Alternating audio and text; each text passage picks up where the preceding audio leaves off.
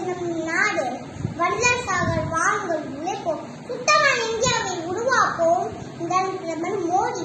சுத்தமான தடுக்க சுகாதாரமான பழக்க வழக்கங்கள் இவைகளால் நம் தேசம் சுத்தம் பெருகும். ஆகஸ்ட் 15, 1947 பெற்ற சுதந்திரத்தை எல்லாரும் பேணி பாதுகாக்க வேண்டும். ஞானத்தை சேர்ந்த நாடு வந்தவரை, ஞானத்தை சேர்ந்த நாடு வேண்டிய வழங்குகின்ற நாடு வந்தவரை வாழவற்றிலும் நாடு.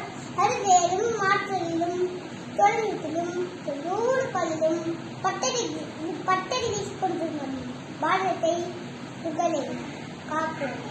ஜெய். நன்றி.